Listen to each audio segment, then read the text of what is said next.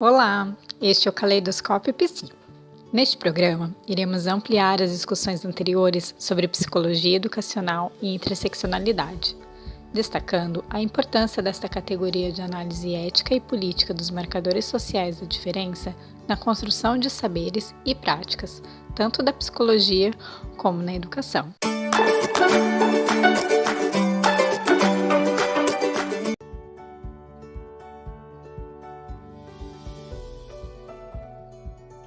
Muitas vezes, nós identificamos a atuação profissional do psicólogo, da psicóloga, em áreas tradicionalmente conhecidas, como a saúde, o trabalho, as organizações, a própria psicologia escolar educacional, e esquecemos que também a psicologia forma professoras e professores de psicologia para atuar na educação básica, na formulação de políticas públicas, em espaços socioeducativos e, portanto, é também na formação de professores que nós temos aí uma grande e potente atuação.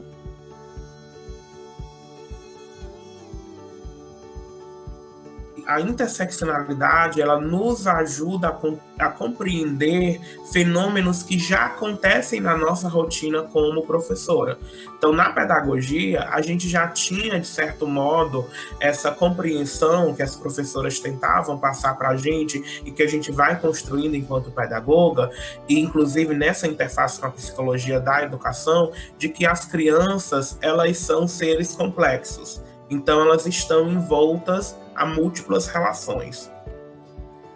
Com a categoria interseccionalidade, eu consegui perceber o quanto nessas complexidades da criança, o racismo, a cis-heteronormatividade e as questões de classe, elas também possuem um efeito. Então, quanto a gente acaba identificando problemas em alunas negras que não conseguem desenvolver autoestima dentro da sala de aula, porque a gente trabalha com conteúdos que são racistas, em certo modo, quando nós não temos histórias infantis dentro da nossa sala de aula que não contribuem para essa autoestima, quando o livro didático é repleto de pessoas brancas e não de pessoas negras, quando o único momento de falar de questões étnico-raciais é no período do Brasil colônia, a gente vai falar que as pessoas negras eram escravizadas.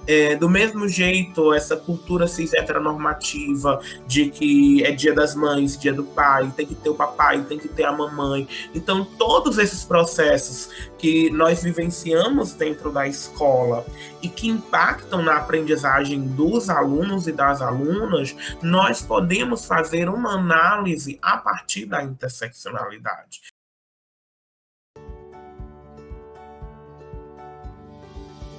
Uma outra contribuição diz respeito à garantia do direito à diferença e os processos de diferenciação. Ou seja, desmistificar essas visões hegemônicas e homogênicas de humano e de humanidade, de homem, de mulher, de criança, de infância, o humano normal, o humano universal, em detrimento do humano com deficiência, do humano que não se identifica, que não expressa o gênero dentro de uma performance esperada, hegemônica também, masculino, feminino, enfim. Então, garantir o direito à diferença e ao processo de diferenciação, porque nós, enquanto sujeitos humanos, estamos em perpétuo processo de transformação em todo sentido, da nossa subjetividade, do nosso corpo, do modo como nos ocupamos o mundo e os espaços públicos e privados, do modo como amamos, Então, não há um jeito correto de se expressar como humano. Há possibilidades, e na vida pública, na vida social, na vida escolar, educacional, esses processos, eles ganham força, ganham expressão, mas por vezes também são rechaçados, são interditados. Conhecidos como marcadores sociais das diferenças, este conjunto de indicadores se constituem como um agrupamento de características específicas, que resultam em práticas sociais opressivas sobre determinados grupos. Estes marcadores incluem as pessoas em categorias que não apenas as diferenciam, mas as tornam desiguais em relação ao privilégio de outros grupos.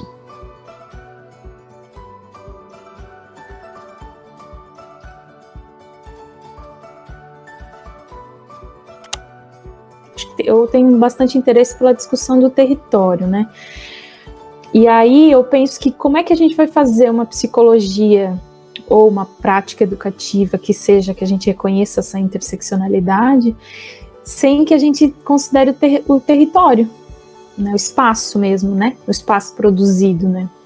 Então, penso por aí, que seria importante tanto a psicologia quanto a educação, os educadores, né, prestarem atenção nesse território, né, onde é que as pessoas se constituem, como é que elas se relacionam com quem, né, quem são os atores do bairro, quem são as instituições que fazem parte daquele contexto, né, acho que quanto mais a escola, né, ou a instituição educativa conseguir prestar atenção nessas possibilidades que às vezes estão ali anônimas, né, estão muito invisíveis, a escola não consegue muitas vezes prestar atenção.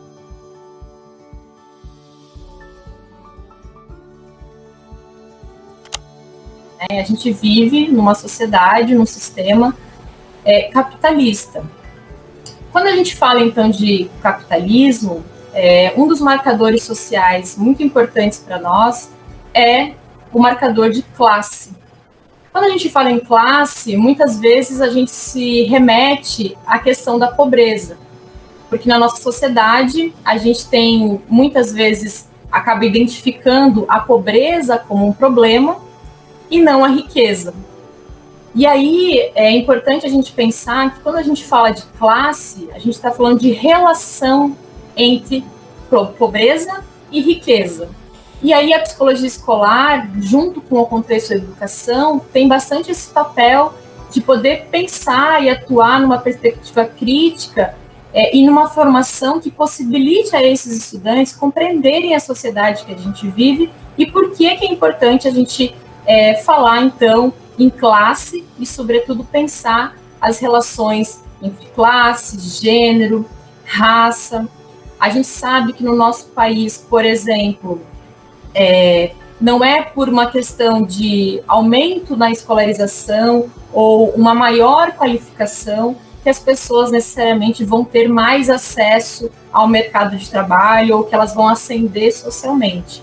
Essa é uma promessa que a gente sabe que a educação moderna e a instituição escolar moderna, ela não conseguiu, né, e dificilmente vai conseguir cumprir essa promessa de que via educação a gente vai melhorar a qualidade de vida de todo mundo ou que as pessoas vão sair da condição da pobreza.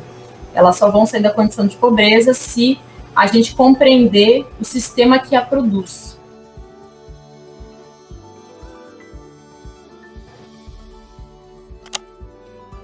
Então, esses marcadores, inclusive, eu percebo que eles estão ressignificando o que é ser o ator educacional também. E aí isso com certeza impacta na nossa prática, seja para você assimilar o que eu estou ali trabalhando por você, né, enquanto psicólogo educacional, seja inclusive para você dizer, nossa, aqui talvez eu seja acolhido, porque nas escolas particulares que eu estudava, as pessoas diziam que eu tinha um cão nos couros, Matheus, né? Então não queria me escutar, não queria saber se eu estava sofrendo bullying, se eu estava sofrendo racismo, se eu estava sendo provocado antes de eu ter revidado. Então eu já me sinto humanizado ao chegar aqui e olhar e ver você. Então você realmente a gente sai daquela caixinha do que não pode estar naquele lugar para o que só está naquele lugar para falar daquilo. Então aparece qualquer problema sobre relações raciais, o menino negro tentou suicídio, qualquer coisa do tipo, aí chama o Matheus, que é o psicólogo, que é negro e que fala de raça e racismo, ou seja, até desloca a responsabilidade da branquitude, das pessoas brancas que se beneficiam pelo racismo e sexismo, heteronormatividade, coisas do tipo, e dizem assim, eu não tenho um lugar de fala. Então esses marcadores, eles inclusive têm me anunciado que parece que o meu lugar de fala é o único lugar que eu posso existir, né? Então eu não posso ser um psicólogo escolar que fala sobre educação pública, eu não posso ser um psicólogo escolar, por exemplo, que fala sobre educação superior, né? Então eu tenho percebido, inclusive, como essa interseccionalidade que atravessa o meu corpo, né?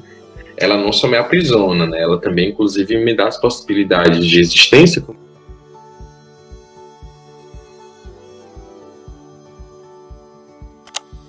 A escola sempre educou para gênero e sexualidade. Quando faz fila, quando divide banheiro de menino e banheiro de menina, quando divide brincadeiras de meninos de brincadeiras de meninas, quando tem cores diferentes para meninos e cores diferentes para meninas. Tudo isso é um processo de educação de gênero que nos mostra que o gênero não é natural, é uma construção. E é uma construção como a aprendizagem de ler e escrever. Do mesmo jeito que a gente vai ensinar a criança a ler e escrever, nós ensinamos um gênero para a criança. E o que nós estamos propondo é que esse ensino do gênero, essa educação sexual e de gênero na escola, ela seja pautada por uma liberdade, que as crianças elas possam ser livres para, se quiserem brincar de boneca, brincar, para, se quiserem se vestir com essa ou com aquela cor, se vestirem, que elas possam ter os seus desejos respeitados, porque as crianças manifestam os seus desejos.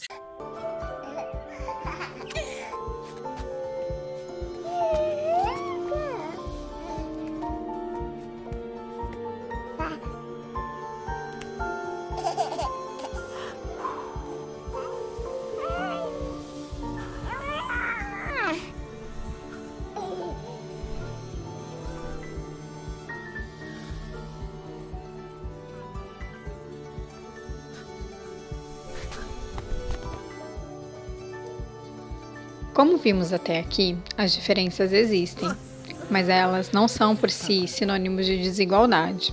As desigualdades são construções sociais hierarquicamente estruturadas e que privilegiam a determinados grupos em detrimento de outros. Então, a educação especial precisa estar atenta a outras questões que podem marcar esse estudante. De forma social ou de forma de barreiras que possam impedir as aprendizagens ou que possam colocar este estudante num lugar de opressão ou de descrédito.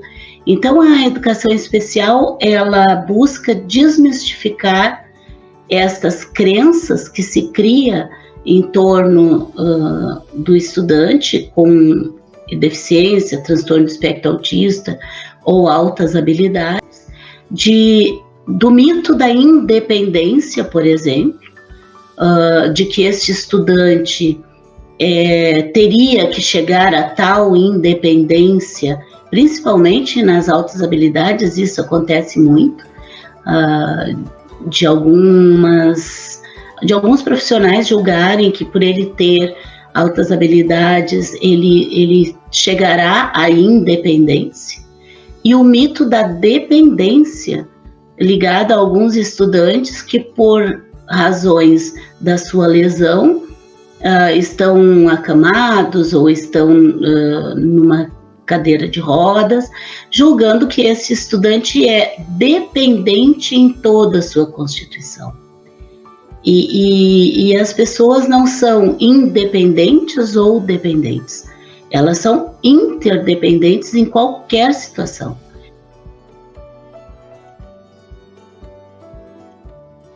Estas situações acontecem com diversos agrupamentos sociais, como é o caso das pessoas com deficiência, as quais são muitas vezes percebidas como seres humanos marcados pelas incapacidades ou ainda pelas capacidades de superação para além dos limites impostos a elas. Neste caso, a desigualdade é produzida a partir dos marcadores sociais da deficiência.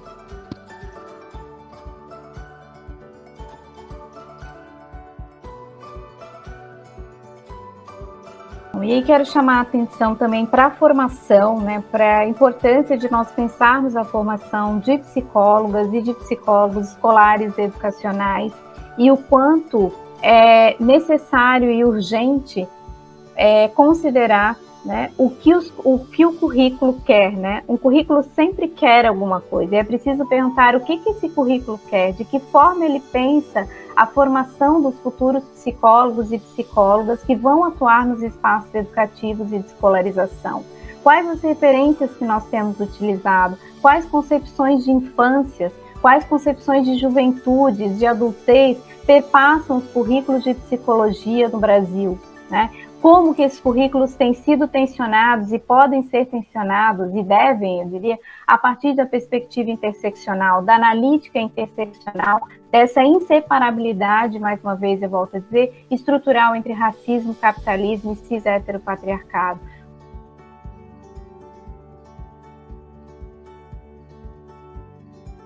Então, a interseccionalidade, ela é uma grande aliança teórica, metodológica, ética e também política, para que a gente possa compreender tanto quem somos nós, produtores de conhecimento, né, quanto compreender e refletir sobre para quem e com quem é que a gente produz conhecimento em psicologia.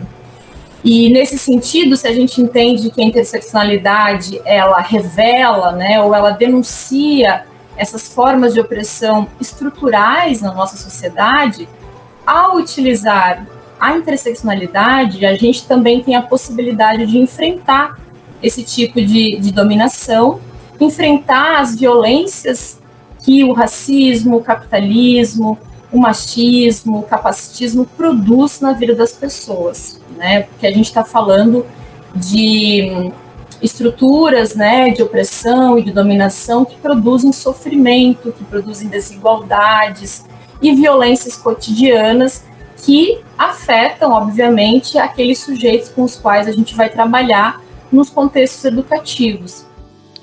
Você percebeu o quanto a discussão sobre a desigualdade e seus marcadores sociais é complexa? O quanto simplificamos fenômenos que têm impacto na vida de um número significativo de grupos e pessoas? A discussão sobre interseccionalidade implica em fazer uma leitura crítica e não ingênua sobre as desigualdades, problematizando os marcadores sociais que as produzem e, principalmente, buscando estratégias de compreensão e intervenção para enfrentá-las. Por isso, é fundamental que a formação de educadores e educadoras tenha acesso a este conceito e saiba como operá-lo na escola. Sabemos que a implementação dessa perspectiva depende da superação de uma ótica normativa e produtivista em educação, passando pela descolonização do currículo, ou seja, pela superação da visão eurocêntrica de homem e de mundo, constituindo-se em um novo desafio para a escola, para educadores e educadoras, para o currículo e para a formação docente. Mas essa já é uma outra história. Logo mais a gente conversa sobre isso.